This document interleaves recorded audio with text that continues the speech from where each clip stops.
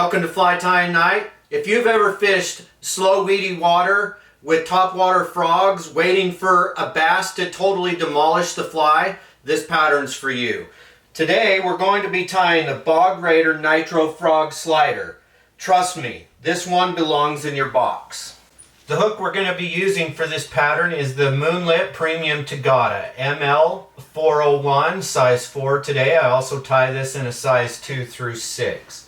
The thread is Semperfli's Classic Wax 6/0 Floral Green. I'll start that right behind the eye of the hook and then use that tag end to create a nice smooth underbody all the way back to the bend of the hook. And I want to cover the whole hook shank with thread because I'm going to use some super glue to help secure this foam body down.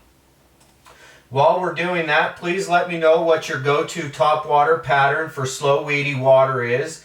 Drop it in the comments. I'd love to see what's working for you.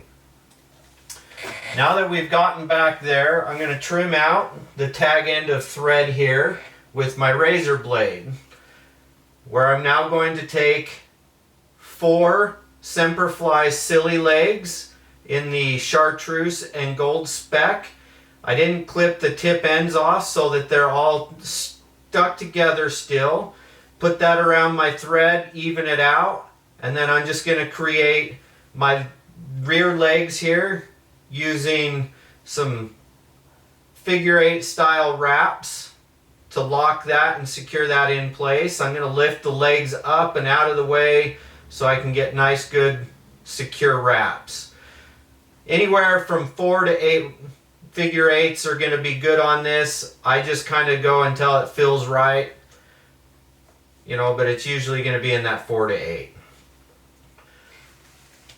Once you've got that done, which I should be finishing up here with another figure 8 here, we're going to pull those legs rearward, and I want to pull and kind of force those legs to come out the back side, not straight out or facing forward. So I'm going to pull those back, and you can see they're just going to nice and lay flat there. We'll take the thread up to about just in between the 2/3 and halfway mark, and I'm going to take 2 strands of the same SiliLegs, and we're going to secure that and place that on top there. And again, use figure 8 wraps. You can see that that one's separated. We'll just kind of maneuver that and get it fixed so we can secure it down nice and good.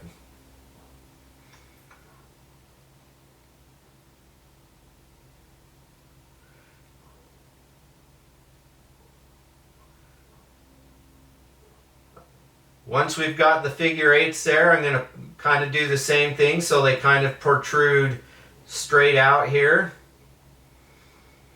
I'm going to invert it and separate my legs. So I've got the 4 on the back and 2 on the front on each side. Here I just feel like I just need to place that just a little bit more, get the legs in the proper spot.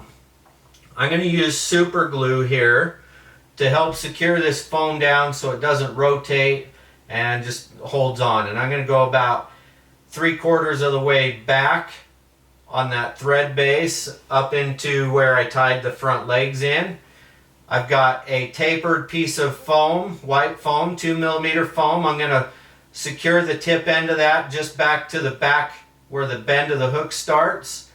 You can see I've marked the white foam with a green alcohol marker. That's just going to give a nice transition piece to the green foam on top, where I'm going to take some more super glue and place it down.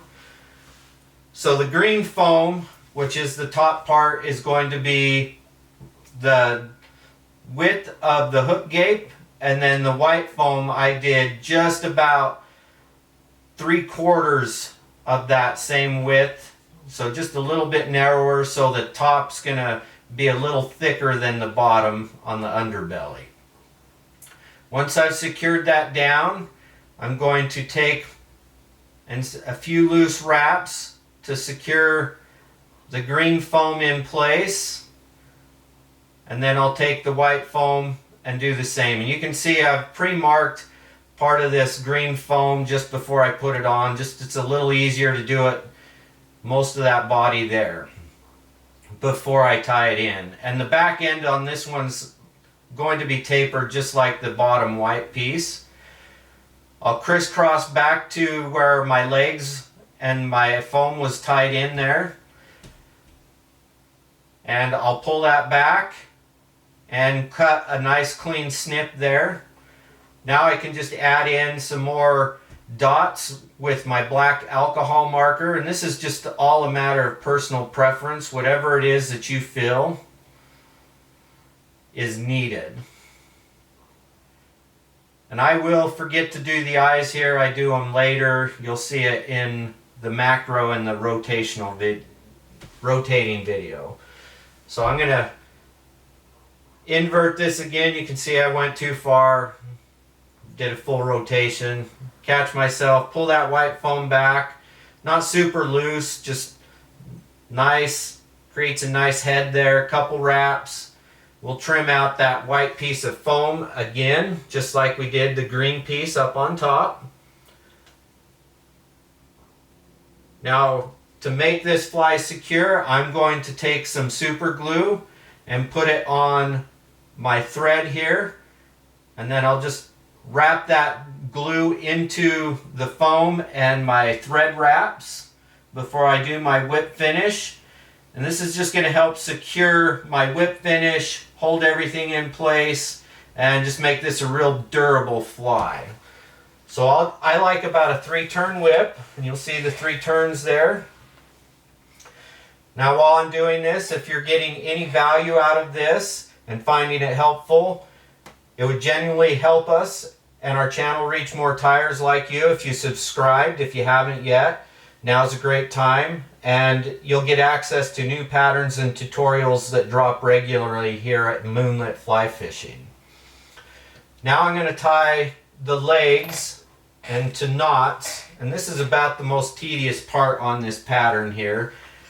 And I'm going to tie that to go just about to the back of where my back legs are.